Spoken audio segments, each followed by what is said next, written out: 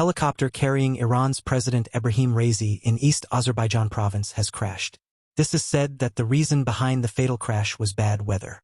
Raisi was accompanied by Iranian foreign minister and 2 other officials in the crashed copter. The crashed helicopter was a Bell 212, an American helicopter, according to news reports.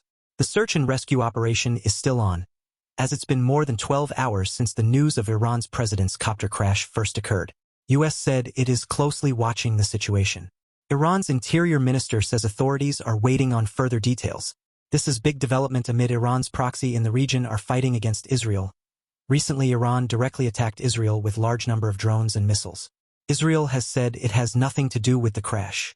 While the news indicates that the Raisi's helicopter was flying in East Azerbaijan's region was hit by bad weather. Hamas, Houthis and other groups have expressed concerns over the crash reports.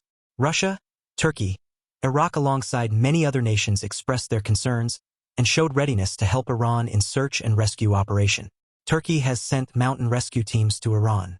Turkey has sent 32 mountain rescue specialists to help Iran in the search for the helicopter carrying President Raisi. The government's emergency aid agency AFAD has said.